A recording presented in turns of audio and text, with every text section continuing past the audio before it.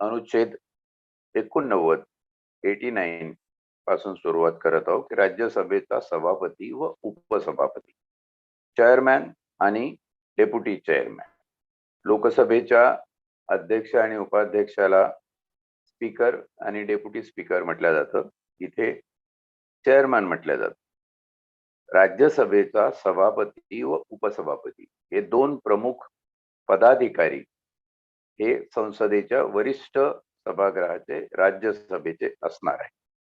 त्यापैकी पहिला समभाग अनुच्छेद 89 असं म्हणतो की भारताचा उपराष्ट्रपती हा राज्यसभेचा पदसिद्ध सभापती असेल. पदसिद्ध म्हणजे एक्स ऑफिशियो, नेमणूक केलेला. त्याची निवडणूक होत नाही, पण तो त्याच्या पदावरून म्हणजे त्याचं जे पद आहे त्या पदनिहाय त्याच्याकडे ती संधी चालून येते, त्याच्याकडे ते पद चालून येतं. तो ऑफिशियल म्हणून होत नाही, तर तो एक्स ऑफिसिओ म्हणून त्यांना पद सिद्ध. केवळ उपराष्ट्रपती या पदावर आहे म्हणून राज्यसभेचा सभापती होण्यास जो सिद्ध झाला असा म्हणजे पदसिद्ध सभापती असेल. आता हे पद अशा प्रकारे राज्यसभेचा प्रमुख पद राज्यसभेचा सभापती म्हणून नियुक्त झाल्यानंतर दुसऱ्या समभागामध्ये अनुच्छेद 89 असं म्हटलं आहे की राज्यसभा शक्य तितक्या लवकर राज्यसभेच्या एखाद्या सदस्यास, बहुतेक वरिष्ठ सदस्यास किंवा पात्र सदस्यास किंवा ज्याचा गुणलौकिक जास्त आहे अशा सदस्यास आपला उपसभापती म्हणून डेप्युटी चेअरमॅन निवडील आणि उपसभापतीचे पद रिक्त होईल. त्यावेळी राज्यसभा अन्य एखाद्या सदस्यात आपला उपसभापती म्हणून निवडील. आता या ठिकाणी इलेक्शनला चान्स आहे. या ठिकाणी उपसभापती जो आहे तो राज्यसभेच्या सदस्यांना घटनेच्या या अनुच्छेदानुसार निवडण्याचा अधिकार आहे, परंतु सभापती निवडण्याचा अधिकार नाही, कारण हा सभापती त्याच्या पदाच्या सिद्धतेमुळं उपराष्ट्रपती भारताचा जो निवडला जातो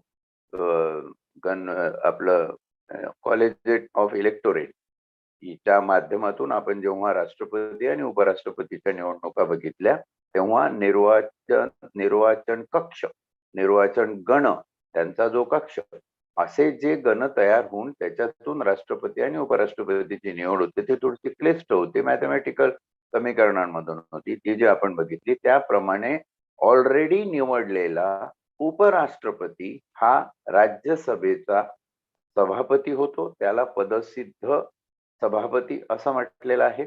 आणि राज्यसभेचा उपसभापती डेप्युटी चेअरमॅन हा मात्र राज्यसभेचे जे सदस्य आहे त्या सदस्यांकरवी एका ज्येष्ठ आणि पात्र अशा सदस्यात निवडून देतात. यामध्ये इथं बघण्यासारखं आहे की उपसभापती पदासाठी काही पात्रता, अर्हता, क्वालिफिकेशन हे जाहीररित्या मांडलेले नाहीयेत. म्हणजे तो राज्यसभेचा सदस्य हेच त्याचं क्वालिफिकेशन आहे आणि त्या क्वालिफिकेशन बरहुकूम त्याच्यातला सिनियर म्हणा किंवा ज्याला कोणी राज्यसभेचे इतर सदस्य निवडून देतील असा म्हणा हा राज्यसभेचा उपसभापती असेल.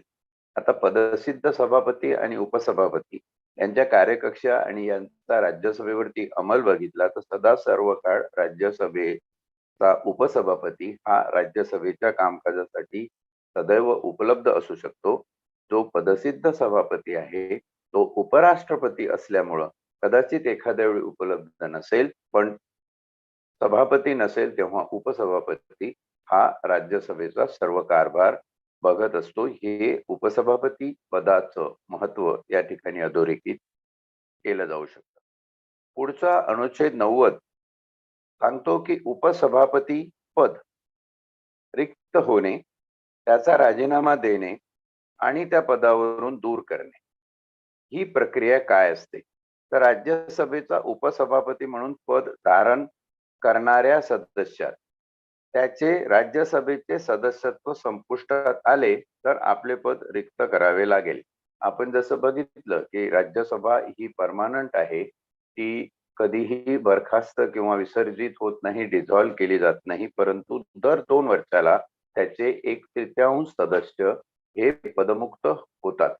हे ऑनररी त्यांना पदमुक्त केलं जातं, कारण दुसरे 1/3 हे निवडणुकीने परत राज्यसभेमध्ये सदस्य म्हणून आणले जातात. तर हे ज्या ज्या पदावर उपसभापतीच्या पदावर ज्या सदस्याची नियुक्ती झालेली आहे, त्या सदस्याचा अशा प्रकारे पदमुक्ती किंवा निवृत्ती आपण म्हणू. पदमुक्ती किंवा निवृत्तीचा काळ झाला असेल आणि असा सदस्य जर त्यावेळी उपसभापतीच्या पदावर असेल, तर त्यांनी त्या निवृत्ती संपताच त्याचं उपसभापतीचं पद रिक्त केलेलं आहे असं संबोधण्यात येईल. त्यानंतर समभाग 2 असं म्हणतो की सभापती संबोधून कोणत्याही वेळी आपल्या पदाचा स्वतःच्या सहीनिशी लेखी राजीनामा देता येईल. अशा उपसभापतीने जर सभापतीला म्हणजे उपराष्ट्रपतीला आपल्या पदाचा राजीनामा दिला, तर उपसभापतीचं पद रिक्त झालेलं आहे असं मानण्यात येईल. आणि तिसरं समभाग असं सांगतो की राज्यसभेच्या त्यावेळच्या सर्व सदस्याच्या बहुमताने पारित झालेल्या राज्यसभेच्या ठरावाप्रमाणे त्यांना पदावरून दूर करता येईल. म्हणजे एखाद्या वेळी उपसभापती बद्दल संपूर्ण सभागृहाची म्हणजे राज्यसभेची काही नाराजी असेल, किंवा असं वाटत असेल की हे उपसभापती पदास राहण्यास पुढे योग्य नाही, आणि अशा प्रकारे बहुमताने राज्यसभेच्या सर्व सदस्यांनी असा ठराव पारित केला असेल, तर त्या ठरावानुसार उपसभापतीला त्यांच्या पदावरून दूर व्हावं लागेल. हे 3 त्यांना पदावरून दूर करण्याबद्दलचे जे प्रघात आहे ते या ठिकाणी अनुच्छेद 90 मध्ये वर्णन केलेले आपल्याला दिसतात. परंतु असे की म्हणजे तिसऱ्या प्रभागाला एक परंतु आहे. परंतु असे की समभाग 3च्या प्रयोजनार्थ असणारा कोणताही ठराव तो मांडण्याचा उद्देश असल्याबद्दल निदान 14 दिवसांची नोटीस देण्यात आल्याखेरीज मांडला जाणार नाही. म्हणजे असे जे उपसभापती आहे ज्यांच्या विरुद्ध अशा प्रकारचा ठराव येतो आहे किंवा ते त्या पदावर राहण्यास पात्र नाहीत, असं आपल्याला त्यांना किमान 14 दिवसापूर्वी नोटीसद्वारे कळवावं लागेल. तर सगळ्या राज्यसभेच्या सदस्यांनी बहुमताने जर असं ठरवलं, तर ते निवेदन सादर करतील सभापतीला म्हणजे उपराष्ट्रपतीला, पदसिद्ध सभापती जे असतात त्यांना, आणि असे पदसिद्ध सभापती म्हणजे उपराष्ट्रपती हे राज्यसभेच्या उपसभापती पदावरून तुम्हाला दूर का करण्यात येऊ नये अशा प्रकारची नोटीस 14 दिवस पूर्वी त्यांना देतील. अशी कंडिशन ही तिसऱ्या समभागाला या ठिकाणी लावलेली आहे. थोडक्यात अनुच्छेद 90 हे उपसभापतीचं पद रिक्त होणे, त्यांनी राजीनामा देणे किंवा त्यांना पदावरून दूर करणे याबाबतची तरतूद या ठिकाणी विशद करतं. 91 आणि 92 मध्ये हे विशद केलेलं आहे की 89 आणि 90च्या परिस्थितीला काही अपवादात्मक परिस्थितीमध्ये अशी परिस्थिती निर्माण झाली की कोण असावं, तर त्या स्थितीत काय पोझिशन असेल आणि कोणाला तिथं नियुक्तीचे अधिकार असतील याच्याबद्दलचं विवेचन आहे.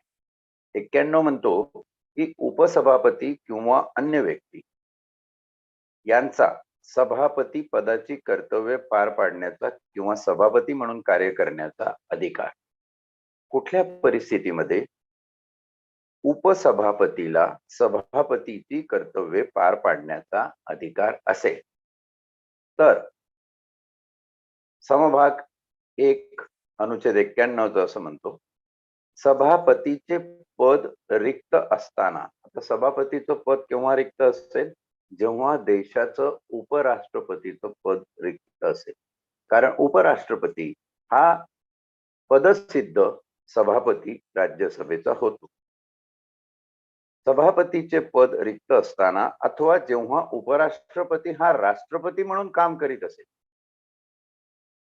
आपण बघितलेलं आहे उपराष्ट्रपतीच्या कर्तव्यांमध्ये की जेव्हा उपराष्ट्रपती हे राष्ट्रपतीचं काम करतात किंवा राष्ट्रपती पदावर नियुक्त होतात, कारण राष्ट्रपतीचं पद हे कधी रिक्त ठेवता येत नाही, अशा वेळी उपराष्ट्रपतीला त्याच्या उपराष्ट्रपती पदाची जी इतर पदे आहे त्याच्यावर राहण्याचा हक्क राहत नाही. ते राष्ट्रपतीच फक्त राहतात. आणि म्हणून इथं असं म्हटलेलं आहे की उपराष्ट्रपती हा जसा राज्यसभेचा पदसिद्ध सभापती होतो, ते सभापतीचे पद रिक्त असताना अथवा जेव्हा उपराष्ट्रपती हा राष्ट्रपती म्हणून काम करीत असेल किंवा त्याची कर्तव्य पार पाडित असेल, अशा कोणत्याही कालावधीमध्ये त्या पदाची कर्तव्ये उपसभापती किंवा उपसभापतीचे पदही रिक्त असेल तर त्या प्रयोजनाकरिता राष्ट्रपती ज्याला नियुक्त करील असा राज्यसभेचा सदस्य पार पाडेल.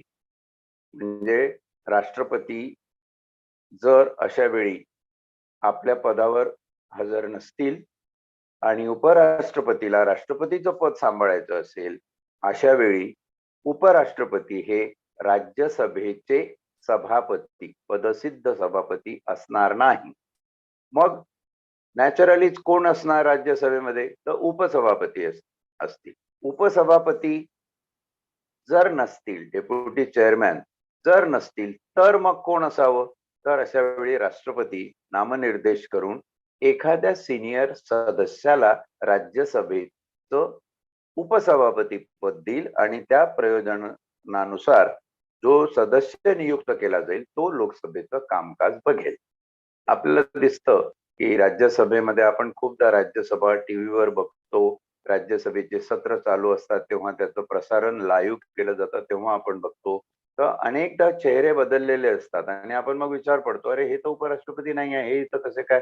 हे तर सभापती नाही आहेत, मग हे कसे काय? अशा परिस्थितीमध्ये जेव्हा उपलब्धतेनुसार काही बदल किंवा अनुपस्थितीनुसार काही बदल करावेसे असतात त्यावेळी राष्ट्रपतीला हे सगळे अधिकार आहेत. म्हणजे राज्यसभेवर थोडक्यात नियंत्रण हे उपराष्ट्रपती किंवा राष्ट्रपती या दोघांचं असतं आणि त्यांनी नियुक्त करून दिलेली लोक हे राज्यसभेचा कारभार पार पाडत असतात. 91 अनुच्छेद समभाग 2 असं म्हणतो की राज्यसभेच्या कोणत्याही बैठकीत सभापती अनुपस्थित असताना उपसभापती किंवा तोही अनुपस्थित असल्यास राज्यसभेच्या कार्यपद्धती नियमांद्वारे ठरविण्यात येईल अशी व्यक्ती किंवा अशी व्यक्ती उपस्थित नसल्यास राज्यसभा त्यावेळी ठरविल अशी अन्य व्यक्ती सभापती म्हणून कार्य करेल. आता समजा अशी परिस्थिती निर्माण झाली की राज्यसभेमध्ये सभापती नाही आहेत, उपसभापतीही नाही आहे. अशा वेळी राज्यसभेची जी एक त्याला एसओपी म्हणून आपण स्टँडर्ड ऑपरेशन प्रोसिजर त्याच्याप्रमाणे नेहमीच्या शिरस्त्याप्रमाणे कोण उपसभापतीचं काम बघेल तर ते ठरलेलं आहे. आणि तोही नसेल तर त्यावेळी उपस्थित राज्यसभेचे सदस्य ज्याला नियुक्त करतील असा कुठलाही सदस्य हा राज्यसभेचं काम पाडेल. आता तुम्ही याच्यात एक विचाराल की हे इतकं सगळं हा नसेल तर तो नसेल तर तो नसेल तर हे एवढी तरतूद घटनेमध्ये निटोपाट करण्याची गरज काय? कारण आता साधा नियम आहे, हे तर कोणालाही समजतं.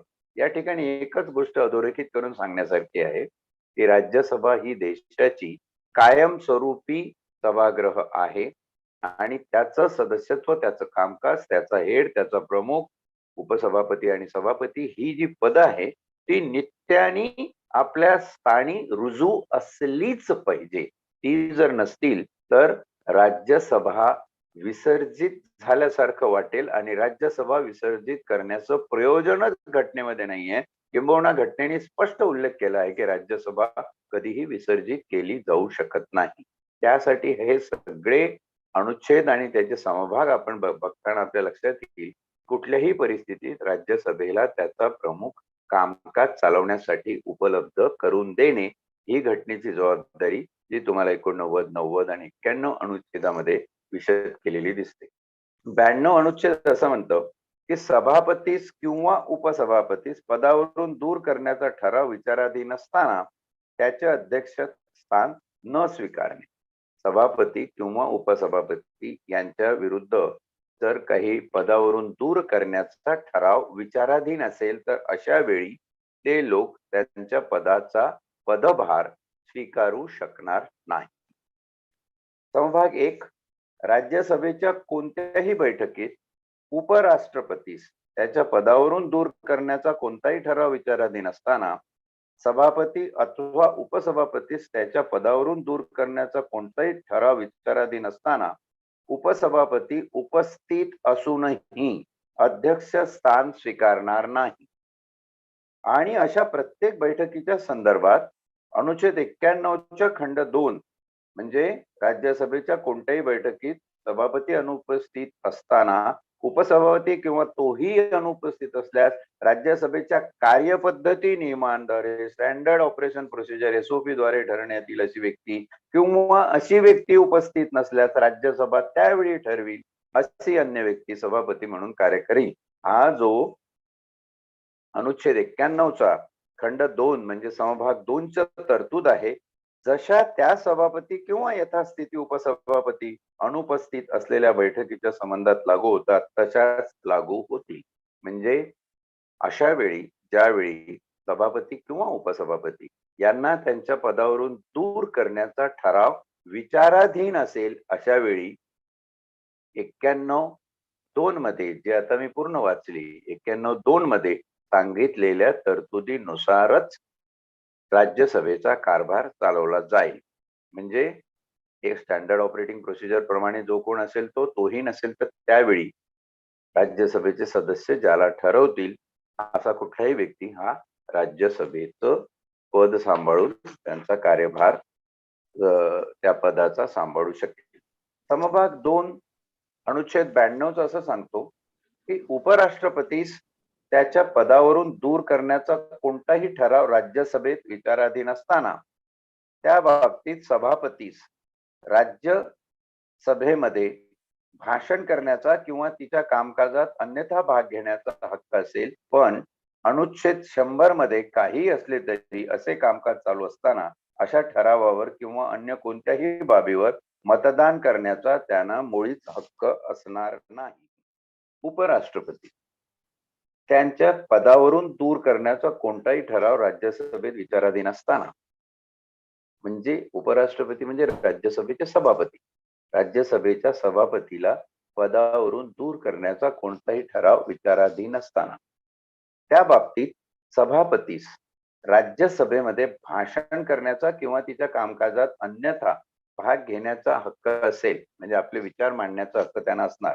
पण अनुच्छेद 100 मध्ये काही असले तरी असे कामकाज चालू असताना अशा ठरावावर किंवा अन्य कोणत्याही बाबीवर मतदान करण्याचा त्यांना मुळीच हक्क असणार नाही.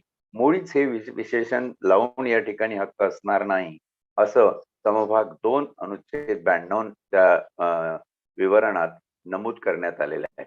म्हणजे ज्याच्या विरुद्ध पदावरून दूर केलं जाण्याचा ठराव विचाराधीन असेल अशा माणसाला भाषण करता येईल, आपली बाजू मांडता येईल, परंतु अशा प्रक्रियेमध्ये मतदान करता येणार नाही. कारण ठरावच मुळात त्यांच्या विरुद्ध असल्यामुळं अशा व्यक्तीचा मतदानाचा अधिकार या ठिकाणी काढून घेण्यात आलेला आहे हे आपल्याला लक्षात येईल.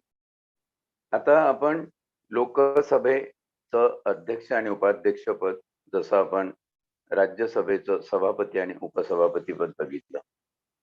राज्यसभेबद्दल उल्लेख करताना सभापती आणि उपसभापती, परंतु लोकसभेबद्दल उल्लेख करताना अध्यक्ष व उपाध्यक्ष हा शब्दातला फरक लक्षात आला की आपल्या ऑटोमॅटिक लक्षात येईल की आपण राज्यसभेबद्दल बोलतो आहे की लोकसभेबद्दल बोलतो आहे. त्याशिवाय एकंदर प्रोसिजर पदावरून दूर होण्याची, पदावर नेमणुका होण्याची, कुठल्या परिस्थितीमध्ये राजीनामा देऊ शकतात याची जर आपण माहिती घेतली तर राज्यसभेच्या प्रक्रियेमध्ये आणि लोकसभेच्या प्रक्रियेमध्ये काही विशेष फरक नाही. या ठिकाणी एक लक्षात ठेवलं पाहिजे की राज्यसभा ही कधीही विसर्जित होत नाही आणि लोकसभा ही विसर्जित होऊ शकते. म्हणून विसर्जनाच्या दृष्टिकोनातून काही महत्वाच्या बाबी आपण राज्यसभा आणि लोकसभा याचा तुलनात्मक दृष्टीने विचार करून समजून घेऊया. एवढाच काय तो याच्यामध्ये फरक आहे, अन्यथा प्रोसिजर आणि प्रक्रियेमध्ये सगळ्या गोष्टी समान आहे असं आपल्या लक्षात येईल.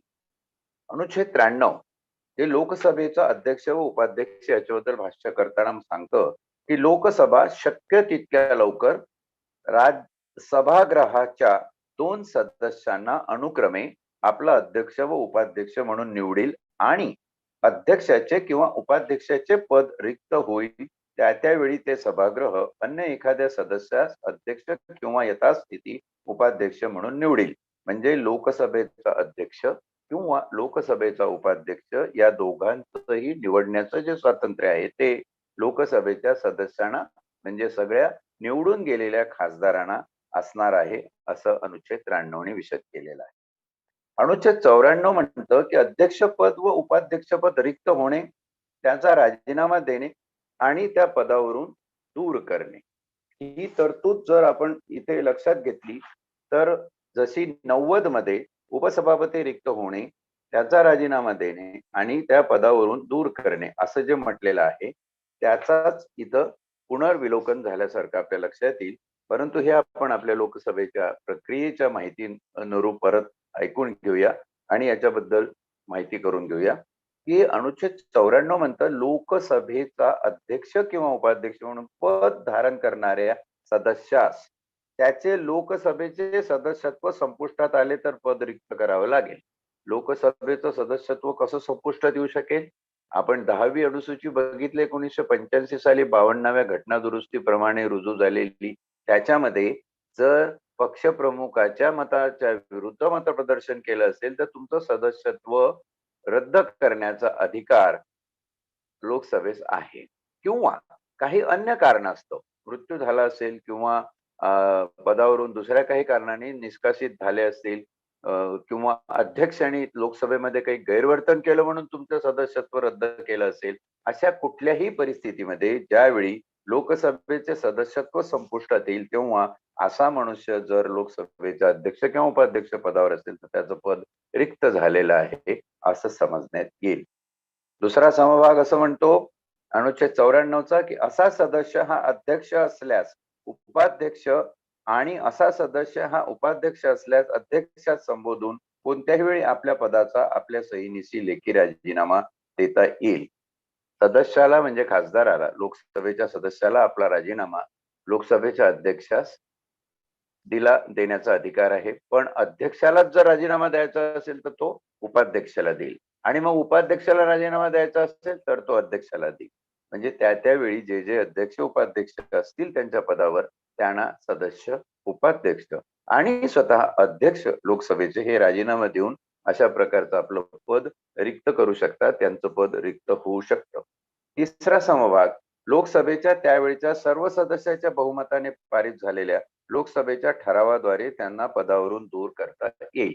एखादा लोकसभेचा अध्यक्ष किंवा उपाध्यक्ष त्यांच्या पदावरून दूर करण्यासाठी लोकसभेच्या सर्व सदस्यांनी बहुमताने ठराव पास करून, निवडणूक घेऊन ठराव पास करून त्या ठरावाप्रमाणे जर ठरवलं की आपल्याला आपले हे अध्यक्ष नको आहेत किंवा उपाध्यक्ष नको आहेत आणि ते बहुमताने जर सिद्ध झालं तर त्यावेळी अध्यक्ष किंवा उपाध्यक्ष यांचं पद लोकसभेतून रिक्त समजलं जाईल. परंतु शेवटच्या याच्यात असं म्हटलं आहे की त्या प्रयोजनात असलेला कोणताही ठराव जसा सभापती आणि उपसभापतीच्या वेळी आपण बघितला तो मांडण्याचा उद्देश असल्याबद्दल निदान 14 दिवसाची नोटीस देण्यात आल्याचे मानला जाणार नाही. प्रोसिजरल आहे. परंतु आणखी असे, या परंतुला आणखी एक पंतू आहे. तो परंतु असं म्हणतो की परंतु आणखी असे की लोकसभा विसर्जित होईल त्यावेळी विसर्जनानंतर होणाऱ्या लोकसभेच्या पहिल्या सभेच्या लगत पूर्वीपर्यंत अध्यक्षाला आपले पद रिक्त करता येणार नाही. आता समजा एखाद्या लोकसभेच्या अध्यक्षाला दूर करण्याचा ठराव विचाराधीन आहे, 14 दिवसाची नोटीस दिली आणि मध्येच लोकसभा विसर्जित झाली तर त्याच्यानंतर दुसरी लोकसभा गठीत होईपर्यंत तोच माणूस, कारण लोकसभाच विसर्जित झालेली असेल तर तोच माणूस लोकसभेचा अध्यक्ष आहे असं गृहीत धरल्या जाईल आणि दुसरी लोकसभा नियुक्त झाल्यानंतर जर त्या लोकसभेच्या सर्व खासदार सदस्यांनी ठरवलं की यांना रिक्त करायचं आहे किंवा यांच्या रिक्त होण्याच्या प्रक्रियेला पुढे आपल्याला अंजाम द्यायचा आहे तर अशा वेळी ती होऊ शकते रिक्त, परंतु दुसरी लोकसभा गठीत होईपर्यंत असे ज्यांची प्रक्रिया मध्येच अडकली, मध्येच थांबली तर असे त्याच पदावर रुजू राहतील असं समजण्यात येईल. अनुच्छेद 95 हे उपाध्यक्ष किंवा अन्य व्यक्ती यांचा अध्यक्षपदाची कर्तव्य पार पाडण्याचा किंवा अध्यक्ष म्हणून कार्य करण्याचा अधिकार. समभाग 1 अध्यक्षाचे पद रिक्त असताना त्या पदाची कर्तव्ये उपाध्यक्ष किंवा उपाध्यक्षाचेही पद रिक्त असेल तर त्या प्रयोजनाकरिता राष्ट्रपती नियुक्त करील असा लोकसभेचा सदस्य पार पाडेल. लोकसभेला अध्यक्ष नसेल तर उपाध्यक्ष, उपाध्यक्ष नसेल तर राष्ट्रपती ज्या सदस्याला, ज्या खासदाराला लोकसभेच्या नियुक्त करेल असा माणूस लोकसभेचं अध्यक्ष किंवा उपाध्यक्ष पदाची कामे पार पाडू शकतो. समभाग 2 अनुच्छेद 95 असं म्हणतो की लोकसभेच्या कोणत्याही बैठकीत अध्यक्ष अनुपस्थित असताना उपाध्यक्ष किंवा तोही अनुपस्थित असल्यास लोकसभेच्या कार्यपद्धती नियमाद्वारे ठरवण्यात येईल अशी व्यक्ती म्हणजे राष्ट्रपतीने ठरवून दिलेली अशी व्यक्ती किंवा अशी व्यक्ती सुद्धा उपस्थित नसल्यास लोकसभा बहुमताने ठरविल अशी अन्य व्यक्ती अध्यक्ष म्हणून कार्य करील. म्हणजे राष्ट्रपतीने ठरवून दिलेला एखादा माणूस असेल, सदस्य लोकसभेचा, ज्यांनी अध्यक्षाचा कारभार बघायचा आहे लोकसभेच्या, तोही अनुपस्थित असेल तर मग उपस्थित लोकसभेचे सदस्य म्हणजे खासदार महोदय ज्याला बहुमताने निवडून देतील तो नियुक्त होऊन लोकसभेचा अध्यक्ष म्हणून कार्यभार पार पाडेल. अनुच्छेद 96 अध्यक्षास किंवा उपाध्यक्षास पदावरून दूर करण्याचा ठराव विचाराधीन असताना त्याचे अध्यक्ष स्थान न स्वीकारणे. म्हणजे दिस इज रेप्लिका ऑफ अनुच्छेद 94 जे सभापती उपसभापतीच्या बाबतीत आहे तेच याच्यामध्ये लिहिलंय. पहिला संवाद लोकसभेच्या कोणत्याही बैठकीत अध्यक्षास त्याच्या पदावरून दूर करण्याचा कोणताही ठराव विचाराधीन असताना अध्यक्ष किंवा उपाध्यक्षास त्याच्या पदावरून दूर करण्याचा कोणताही ठराव विचाराधीन असताना उपाध्यक्ष स्वतः उपस्थित असला तरी अध्यक्ष स्थान स्वीकारणार नाही. आणि अनुच्छेद 95च्या खंड 2च्या तरतुदी अशा प्रत्येक बैठकीच्या संबंधात जशा त्या अध्यक्ष किंवा यथास्थिती उपाध्यक्ष अनुपस्थित असलेल्या बैठकीच्या संबंधात लागू होतात तशाच लागू राहतील. त्या उपाध्यक्षाला त्याच्या पदावरून दूर करण्याचा ठराव विचाराधीन आहे अशा वेळी तो उपाध्यक्ष हा अध्यक्ष पदाचं काम करू शकणार नाही, परंतु त्याला सभागृहामध्ये हजर राहण्याचा, त्याचं मत मांडण्याचा, चर्चेमध्ये भाग घेण्याचा अधिकार राहील. परंतु निवडणूक प्रक्रियेमध्ये अध्यक्ष किंवा उपाध्यक्ष पद भरण्याच्या प्रक्रियेमध्ये निवडणूक घेण्याच्या त्याला हक्क असणार नाही. ही जे तरतूद आपण 100च्या अनुषंगाने बघितली होती तीच तरतूद या ठिकाणी त्याला लागू पडणार आहे. अनुच्छेद 96चा समभाग 2 असं म्हणतो की अध्यक्षास त्याच्या पदावरून दूर करण्याचा कोणताही ठराव अध्यक्षास, लोकसभेच्या अध्यक्षास त्याच्या पदावरून दूर करण्याचा कोणताही ठराव लोकसभेत विचाराधीन असताना त्या बाबतीत त्याला लोकसभेमध्ये भाषण करण्याचा व तिच्या कामकाजात अन्यथा भाग घेण्याचा हक्क असेल. आणि अनुच्छेद 100 मध्ये असे काही असले तरी असे कामकाज चालू असताना असा ठराव किंवा अन्य कोणत्याही बाबीवर फक्त पहिल्याच फेरीत मतदान करण्याचा हक्क असेल, पण समसमान मते पडल्यास असा हक्क असणार नाही. आता आपण सभापती आणि उपसभापती जर राज्यसभेतलं बघितलं तर त्यांना मतदान करण्याचा हक्क नाहीये, पण इथे लोकसभेमध्ये अध्यक्ष ज्याला पदावरून दूर करण्याचा ठराव विचाराधीन आहे अशा अध्यक्षास अनुच्छेद 100च्या अपवादाप्रमाणे मतदानामध्ये पहिल्या फेरीत मतदान करण्याचा हक्क असेल. आणि समजा पहिल्या फेरीतल्या मतदानाच्या हक्कावरून समसमान मतं पडली, 50-50 मतं पडली सगळे, तर दुसऱ्या फेरीचं जे मतदान होईल त्याच्यामध्ये त्याला हक्क नसणार आहे.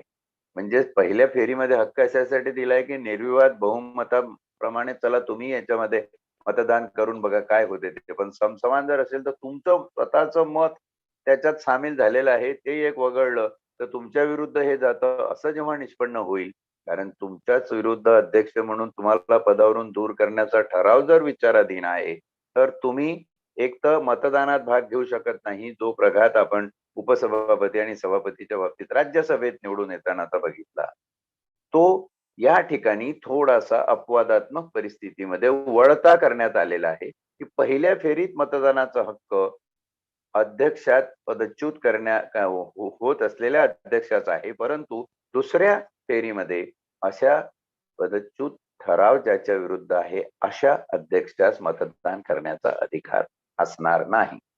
थोडक्यात काय, एखादी सोसायटी फॉर्म होते, एखादी हाऊसिंग सोसायटीमध्ये आपण बघतो एक बॉडी असते, मॅनेजिंग बॉडी, ती आपले कसे ठराव करून हे सगळं करत असते आणि त्याचे नियम असतात.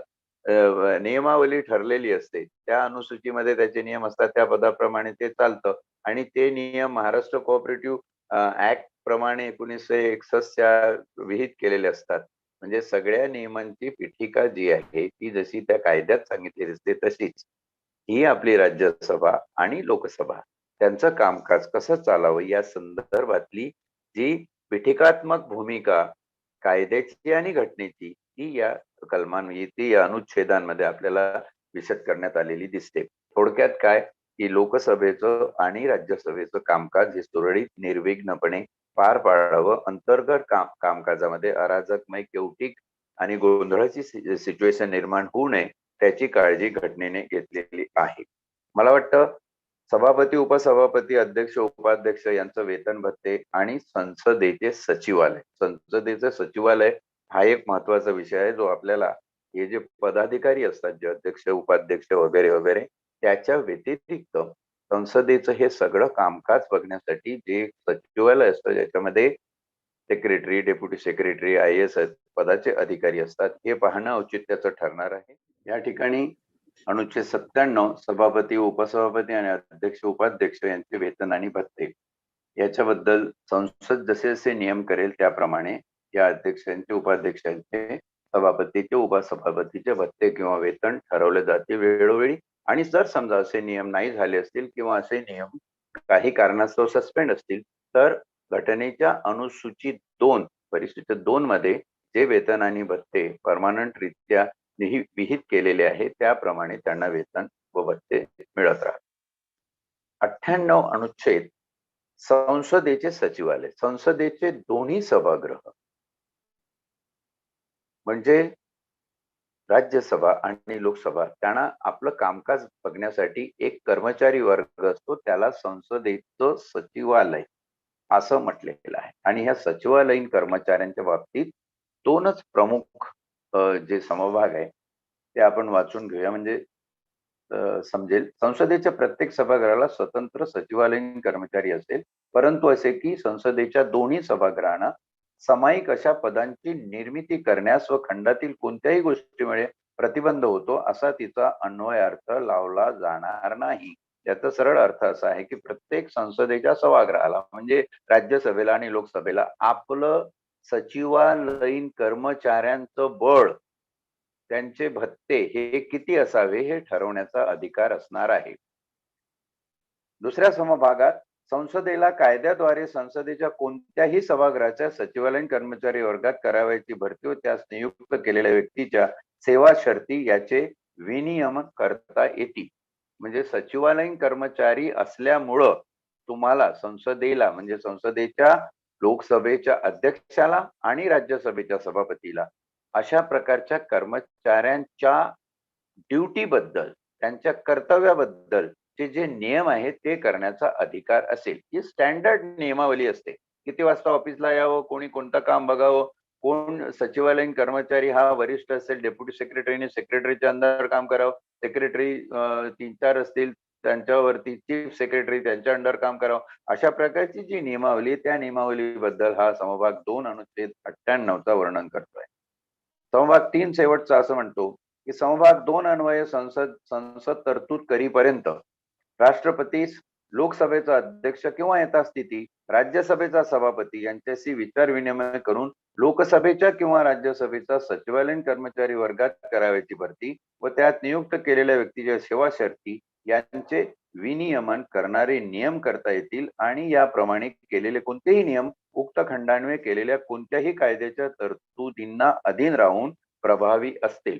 हे नियम या ठिकाणी महत्वाचे आहेत आणि नियम करत असताना आपण राष्ट्रपती, उपराष्ट्रपती, लोकसभेचा अध्यक्ष, लोकसभेचा उपाध्यक्ष यांना आपण विचारात घेणं महत्वाचं आहे. ते एवढ्यासाठी की या नियमामध्ये बरीचशी गोपनीयता असते.